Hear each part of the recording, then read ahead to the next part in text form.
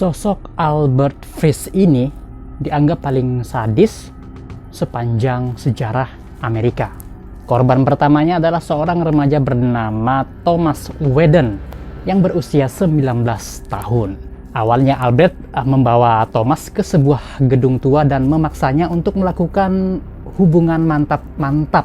Dan celakanya lagi, si Albert ini laki-laki dan si Thomas ini juga laki-laki.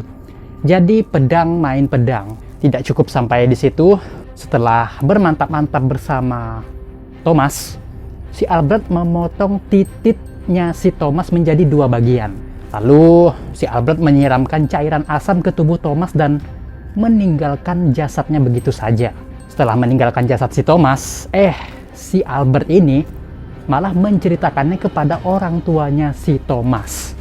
Betul-betul psikopat. Saya Utsaimin. Stabilkan posisi kalian.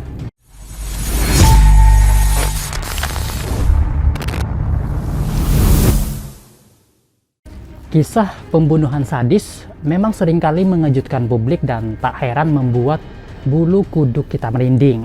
Nah, bagaimana jadinya jika sang pembunuh sadis itu suka menghisap dan memakan daging korbannya, layaknya seorang Dracula? Hal ini benar-benar terjadi di Amerika. Seorang pria bernama Albert Fish yang terobsesi dengan hubungan seksual sadis masokis, tega menghabisi para korbannya dan menghisap darah mereka, bahkan memakan dagingnya juga. Si Albert ini dijuluki dengan sebutan The Gray Man. Awalnya Albert Fish ini lahir pada 19 Mei 1870 di Washington, Amerika. Ia merupakan anak bungsu dari 3 bersaudara. Albert tumbuh dalam keluarga yang hampir semua anggota keluarganya memiliki riwayat penyakit kejiwaan. Nah, sang ibu memiliki penyakit kejiwaan yang membuatnya sering berhalusinasi. Sementara 2 orang kakaknya pernah masuk rumah sakit karena gangguan mental. Setelah ayahnya meninggal, sang ibu Albert memasukkannya ke dalam sebuah panti asuhan. Di panti inilah Albert menunjukkan sifat aslinya yang awalnya sering mendapat kekerasan dan penyiksaan di dalam panti asuhan. Walaupun di dalam panti asuhan si Albert mengalami penyiksaan dan kekerasan, anehnya hal itu malah membuat si Albert menjadi menyukai dan menikmati penyiksaan tersebut. Nah, di tahun 1880, setelah sang ibu mendapat pekerjaan yang layak, Albert kembali dibawa tinggal bersamanya. Selama masa remaja, Albert tumbuh menjadi seorang penyuka sesama jenis. Ia suka sekali melihat laki-laki yang sedang, dan ditambah lagi ia juga suka mengikuti beberapa klub aneh, seperti klub pecinta dan juga klub peminum urin dan pemakan kotoran manusia. Ini komunitas gak guna dan tolol ya. Maksudnya apa ya? Maksudnya kotoran manusia kok dimakan? Gila kan? Maksudnya ini kan gila, stres gitu kan. Hal ini membuat sang ibu Albert khawatir dan menikahkan paksa anaknya tersebut dengan seorang perempuan bernama Anne Mary dan memiliki 6 orang anak. Menikah dengan perempuan dan memiliki 6 orang anak sepertinya tidak membuat hasrat Albert terpenuhi. Dirinya mulai melakukan pembunuhan sadis. Kebanyakan korbannya adalah laki-laki, bahkan anak-anak. Korban pertamanya adalah seorang remaja bernama Thomas Whedon yang berusia 19 tahun. Albert membawa Thomas ke sebuah gedung tua dan memaksanya untuk melakukan hubungan masokis di sana. Nah, untuk kalian yang masih belum tahu, masokis adalah kelainan di mana seseorang yang merasa nyaman dan puas secara ketika dirinya disakiti atau dilecehkan oleh pasangannya. Nah, penyimpangan ini tergolong perilaku berisiko tinggi, baik bagi diri sendiri maupun pasangannya. Kembali lagi ke si Albert dan Thomas nih. Saat itu, Albert juga memotong alat si Thomas menjadi 2 bagian, lalu menyiramkan cairan asam ke tubuh Thomas dan meninggalkan jasadnya begitu saja. Nah, ini si Albert setelah bermantap-mantapan bersama si Thomas lalu membunuhnya, setelah itu menyiramkan cairan asam ke tubuh Thomas. Stres ya orang ini. si Albert ini emang psikopat ya. Pada tahun 1917, Albert ditinggal sang istri yang memutuskan untuk menikah dengan laki-laki lain. Albert yang tinggal bersama keenam anaknya menjadi lebih gila lagi. Ia kerap melakukan hal-hal aneh seperti membungkus dirinya dengan karpet, menusukkan jarum ke selangkangan dan perutnya. Bahkan Albert juga kerap meminta anak-anaknya untuk memukuli. Ia juga sering menyajikan daging mentah sebagai hidangan makan malam. Albert yang semakin lepas kendali akhirnya mulai beberapa anak kecil yang kebanyakan berasal dari ras kulit gelap. Menurutnya, si Albert ini tidak akan ada yang sedih jika mereka menghilang. Ia juga mulai membayar orang untuk menangkap anak-anak untuk disiksa dan Menurut Albert, bisikan dari Tuhanlah yang memerintahkannya untuk menyiksa anak kecil lebih banyak lagi. Salah seorang korbannya, Francis McDonald, yang merupakan anak berusia 8 tahun, ditemukan dalam keadaan tergantung di sebuah hutan dekat rumahnya. Dan kaki anak itu ditemukan dalam keadaan sudah sobek dan hancur. Yang pernah dilakukan Albert adalah anak laki-laki berusia 4 tahun bernama Billy Gaffney. Awalnya Albert ini membawa Billy ke sebuah rumah kosong di Amerika ya. Kemudian melepas semua bajunya, mengikat tangan dan kakinya, lalu menyumpal mulutnya dengan selembar lap yang sangat kotor. Nah, lalu ia dicambuk ya.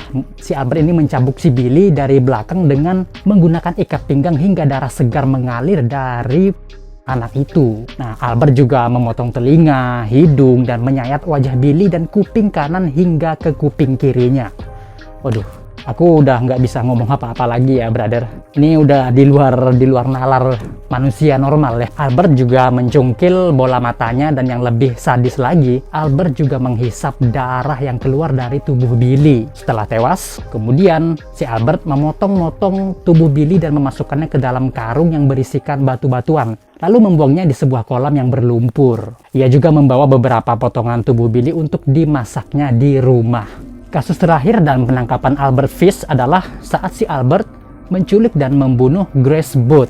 Nah, khusus untuk Grace Booth ini, si Albert menggunakan teknik yang lebih soft dan sandiwara cantik yang membuat keluarga si Grace ini sangat percaya kepada si Albert. Albert membeli koran untuk memilih orang-orang yang mengiklankan diri mereka mencari pekerjaan. Jadi si psikopat ini datang ke keluarga Grace. Tepatnya pada bulan Mei 1928, Edward Booth, kakak dari Grace Booth ini, memasang iklan menawarkan jasa merawat perkebunan. Nah, setelah membacanya, si Albert memutuskan untuk menyatakan dirinya tertarik dengan jasa tersebut. Saat itu, si Albert berpura-pura sebagai petani untuk lebih dekat dengan keluarga Grace. Lalu Albert datang sekaligus memperkenalkan dirinya sebagai Frank Howard kepada Edward Booth. Dia menyatakan diri adalah seorang petani dari New York dan siap memberi Edward Booth pekerjaan. Meskipun rencananya adalah untuk mengambil Edward, semuanya berubah ketika ia bertemu Grace, adik dari Edward ini. Nah, pada kunjungan kedua ke rumah itu, Albert membawa stroberi dan keju segar karena secara kebetulan si Albert diundang oleh keluarga Grace untuk sarapan bersama. Tetapi sebelum pergi, Albert meminta pada orang tua Grace untuk membiarkannya menemaninya ke pesta ulang tahun yang diduga untuk keponakannya. Awalnya sang ibu Grace ini ragu-ragu ya, tetapi segera diyakinkan dan Albert berjanji akan membawanya pulang sebelum jam 9 malam. Tetapi sayang, itu tidak pernah terjadi. Albert pergi bersama Grace dan dia tidak pernah kembali. Ketika keluarga Grace pergi ke alamat rumah Albert, mereka tidak menemukan apapun. Singkatnya, keluarga Grace melapor ke polisi setempat. Polisi menyelidiki, mereka membagi lebih dari 1.000 selebaran, tetapi Grace tidak pernah ditemukan. Orang yang bertanggung jawab atas kasus ini adalah Detektif William F. King, yang sepertinya tidak pernah menyerah pada kasus ini. 6 tahun setelah hilangnya Grace dan beberapa minggu setelah kasus itu ditutup secara resmi, sesuatu terjadi yang mengubah segalanya. Ibu dari Grace tadi menerima sepucuk surat dari si Albert, di mana dia bercerita tentang kanibalisme dan kemudian menceritakan bagaimana dia membunuh dan memakan si Grace ini. Meskipun banyak yang tidak percaya surat itu benar, Detektif King mengikuti semua detail dan petunjuk. Dan bodohnya si Albert ini, di dalam surat itu terdapat simbol atau kode yang bisa mengungkap di mana saat itu Albert berada. Nah, tepat pada tahun 1934, detektif dan polisi bekerja sama untuk menangkap Albert. Saat ditangkap, Albert tidak melakukan perlawanan, hanya saja dia membawa satu pisau kecil. Setelah berhasil ditangkap dan menjalani persidangan, Albert akhirnya didakwa dengan beberapa dugaan kasus pembunuhan. Beberapa ahli menyatakan bahwa Albert mengalami kelainan fetis. Nah, seperti dirinya yang menyukai penyiksaan, bahkan pembunuhan untuk memuaskan hasrat. Tetapi Albert juga dinyatakan waras dan tidak mengalami gangguan jiwa. Karena hal itu merupakan sebuah penyimpangan fetis yang memang bisa saja dialami oleh orang yang waras. Nah, salah seorang anak Albert juga memberi keterangan yang mengejutkan bahwa ternyata ayahnya tersebut sering kali mengajarkan dan meminta anak-anaknya untuk melakukan perbuatan. Setelah persidangan yang memakan waktu hingga 10 hari, Albert akhirnya dinyatakan waras dan bersalah. Ia dijatuhkan hukuman mati dengan kursi listrik yang dilaksanakan pada tanggal 16 Januari 1936.